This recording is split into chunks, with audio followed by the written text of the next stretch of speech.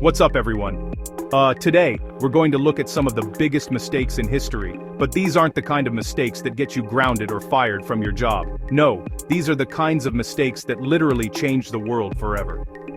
From the medicine that saves millions of lives every single day to the snacks you're probably eating while watching this video, it all started with someone messing up.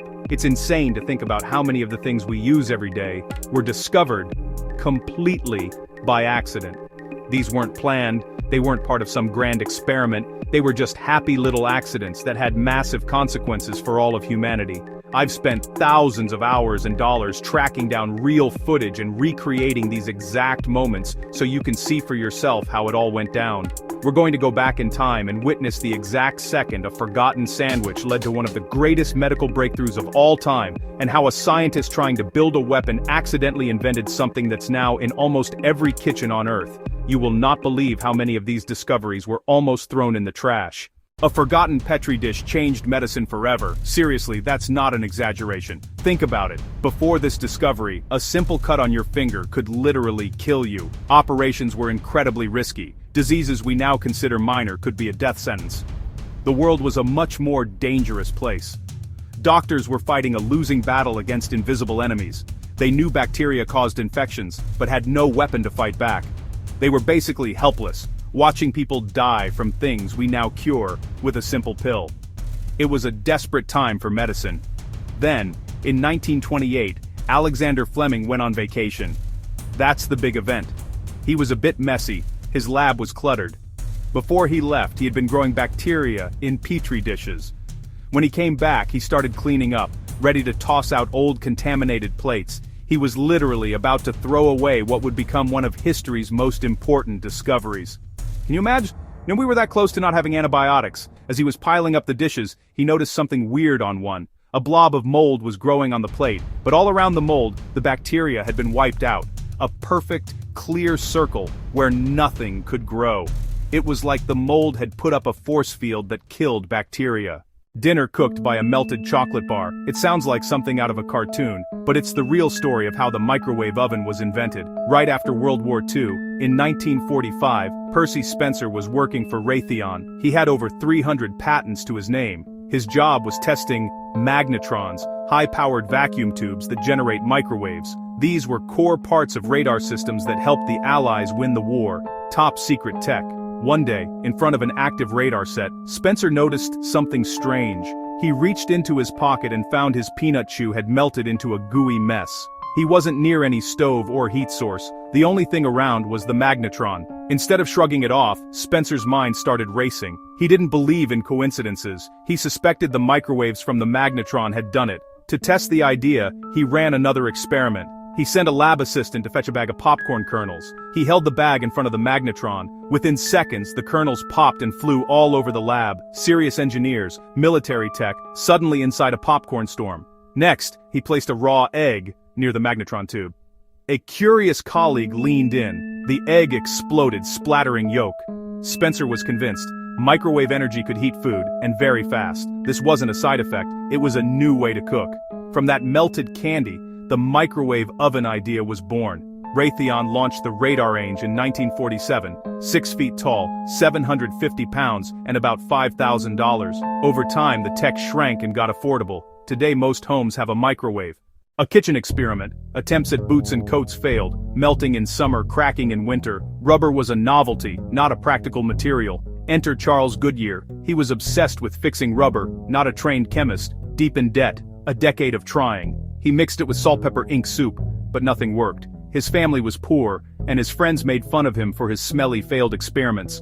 He even sold his children's school books to fund his research. The breakthrough came by accident in 1839. He flung or dropped a piece onto a hot stove. He expected it to melt. It didn't. It charred like leather. He scraped it off.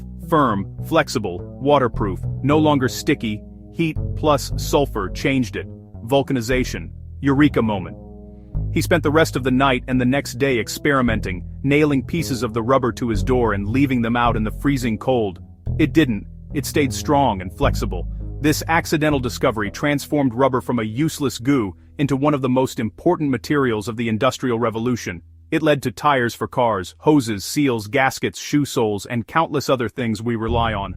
All because one obsessed inventor made a clumsy mistake in his kitchen. Chapter 4. A persistent hiss from space rewrote the origin of the universe. This is one of the biggest discoveries ever, and the guys who found it thought their multi-million-dollar antenna was broken. In 1964, two astronomers, Arno Penzias and Robert Wilson, were working at Bell Labs in New Jersey. They were using a massive horn-shaped antenna built for satellite communications to study signals from the Milky Way. But they had a problem. No matter where they pointed the giant antenna, they picked up a strange, steady, low-level hiss. Play hiss audio briefly. This wasn't static or random noise, it was constant, and it was coming from every single direction in the sky. Their first thought was that something was wrong with their equipment. It was a brand new, extremely sensitive instrument, so they assumed there was a malfunction. They spent months trying to get rid of the annoying hiss. They recalibrated their instruments, checked all the wiring, ran diagnostic tests over and over again. The noise just wouldn't go away. Their troubleshooting got pretty desperate. They started looking for any possible source of interference. Was it radio signals from New York City? They pointed the antenna at the city, and the noise was different, so that wasn't it. Was it a military experiment? Their funniest theory was that it was caused by pigeons. A pair of pigeons had been nesting inside the giant horn antenna. They thought maybe their droppings, which are warm and radiate heat, were causing the interference, so they climbed in, cleaned out all the white dielectric material, and still, the hiss remained. Just as they were running out of ideas, Penzias happened to talk to another scientist who told him about a group of physicists at nearby Princeton University. This group, led by Robert Dicke, had a wild theory. They hypothesized that if the universe started with a big bang, a massive hot explosion, then the leftover heat from that explosion should still be detectable today as a faint, low-energy microwave glow coming from all directions in space. They were literally building their own antenna to go look for it. Penzias and Wilson realized that their mysterious, annoying hiss wasn't a problem with their antenna. It was the signal the Princeton team was looking for. They had accidentally stumbled upon the cosmic microwave background radiation, the oldest light in the universe, the afterglow of the Big Bang itself. This discovery provided the strongest evidence for the Big Bang theory, and completely changed our understanding of cosmology. For this accidental discovery, born from troubleshooting a so-called broken antenna, Penzias and Wilson won the Nobel Prize in Physics. Chapter 5. A shadow image changed how we see inside the body. Imagine living in a time when if you broke a bone, doctors had to guess by poking and prodding you. There was no way to see inside a living person without cutting them open. That all changed in 1895 because of a German physicist named Wilhelm Röntgen. He was working in his lab in total darkness experimenting with something called a cathode ray tube, basically a glass tube with the air sucked out that glows when you run electricity through it. He had the tube covered in thick black cardboard so that no visible light could escape. His goal was to study the faint glowing effects of the cathode rays. As he turned on the power, he was startled to see a faint green glow coming from a small screen across the room. This screen was coated with a chemical called barium platinocyanide that was known to fluoresce, but it shouldn't have been glowing. There was no light in the room, and the tube was completely covered. He knew something invisible must be coming from the tube passing through the cardboard and hitting the screen. Röntgen was completely baffled. He tried putting different objects between the tube and the screen to see if he could block these mysterious rays. He picked up a piece of lead and it blocked the rays completely, casting a dark shadow on the glowing screen. Then, he picked up a book and he could see a faint shadow of it. Then came the moment that changed everything. He held his hand in the path of the rays, and to his absolute astonishment, he could see the dark shadows of his bones on the screen. He was seeing inside his own living hand. He was so shocked by what he saw that he worked in secret for weeks trying to understand what he had discovered. He called them X-rays, with X being the mathematical symbol for an unknown quantity. He took the world's very first X-ray image, a picture of his wife's hand clearly showing her bones and her wedding ring. When he showed it to her, she was horrified and said, "I have seen my own death." She wasn't wrong to be scared. It was a spooky, skeletal image unlike anything anyone had ever seen before. Within weeks of Röntgen publishing his findings, his discovery took the world by storm. Doctors immediately saw the incredible potential. For the first time, they could diagnose broken bones. For the first time, they could find bullets in soldiers. For the first time, they could see diseases in organs without performing surgery. It was a complete revolution in medicine. This accidental discovery, made in a dark room by a scientist who noticed a faint, unexpected glow, gave birth to the entire field of medical imaging and changed how we see the human body forever. A weak glue that stuck to the world. Sometimes failure is the first step to success, and no story proves that better than the Post-it note.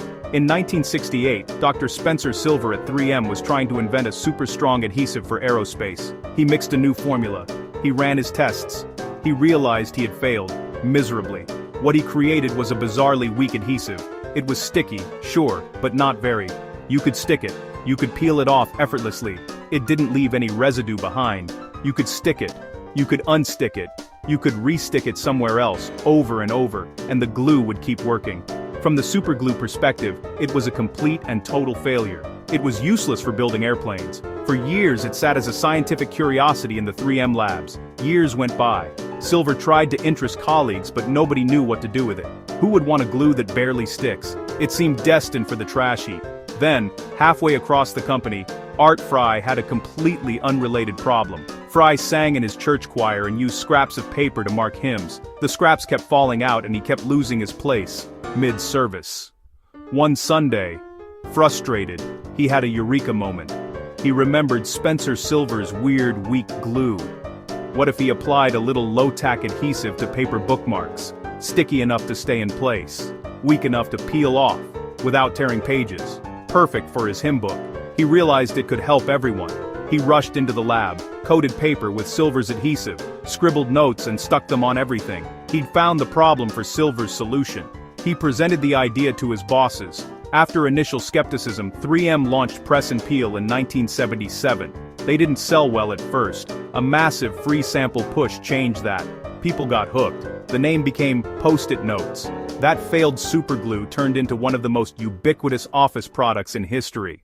A freezer bottle leak birthed non-stick cooking. This is a story about a scientist who was looking for one thing and found something completely different and way more useful for the average person.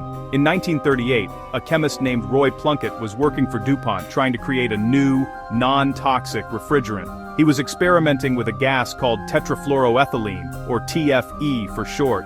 He had a bunch of it stored in small metal canisters which he kept in a freezer to keep it stable. One morning, he and his assistant came into the lab to run an experiment. They took one of the canisters of TFE gas, attached it to their apparatus, and opened the valve. Nothing came out.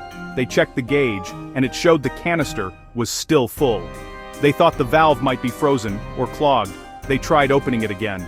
They tapped it. They heated it slightly. Still nothing.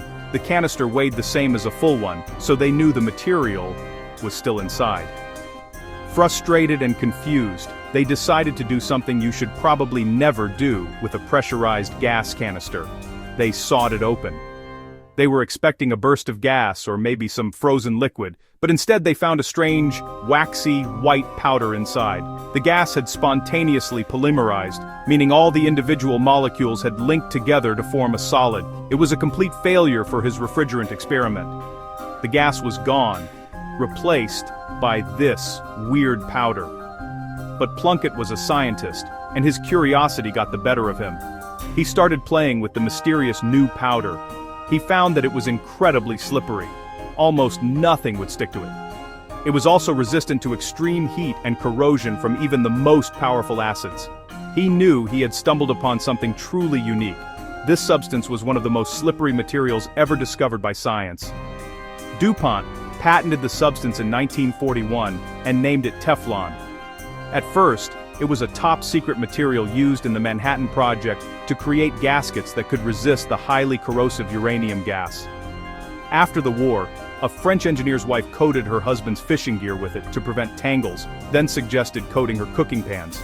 The non-stick pan was born, and that accidental powder, found in a sawn-open freezer canister, went on to revolutionize cooking, industry, medicine, and electronics. A chef's revenge created a snack icon, not a lab experiment, pure culinary frustration.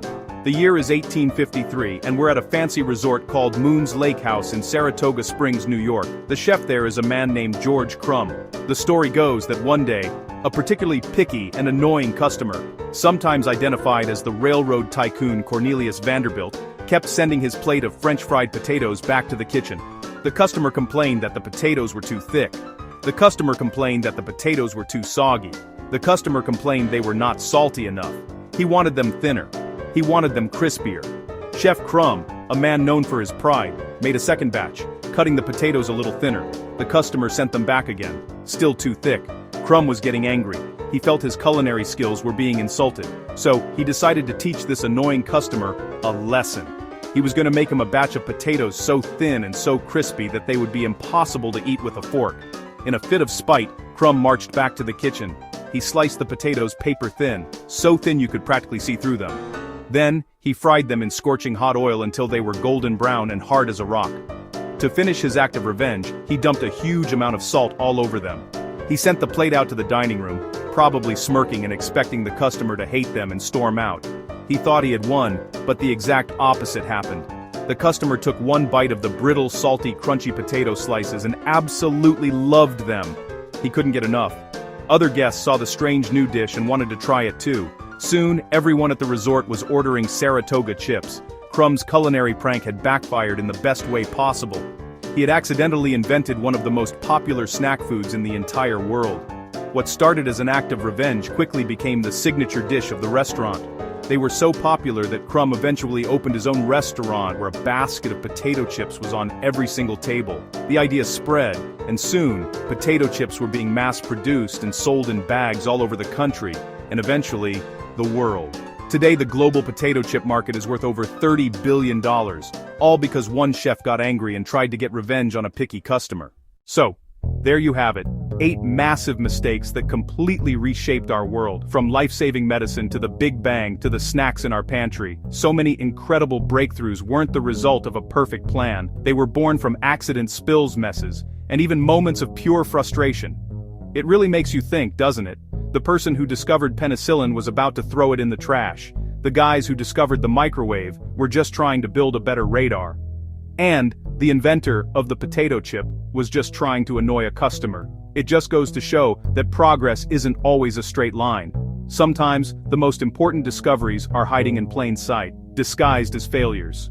It's a powerful reminder that we should always stay curious, pay attention to the unexpected, and never be afraid to make a mistake. The next time you spill something or an experiment goes wrong, who knows? You might be one observation away from discovering the next big thing. The key is to look at your failures and ask why, just like these inventors did. Thank you so much for watching. I hope this video inspires you to see the world a little differently. If you enjoyed it, you know what to do. Smash that subscribe button and hit the notification bell so you don't miss the next crazy video we have planned. And for my next video, I'm going to be recreating one of these accidental discoveries myself, but with a huge twist. You are not going to want to miss it. See you in the next video.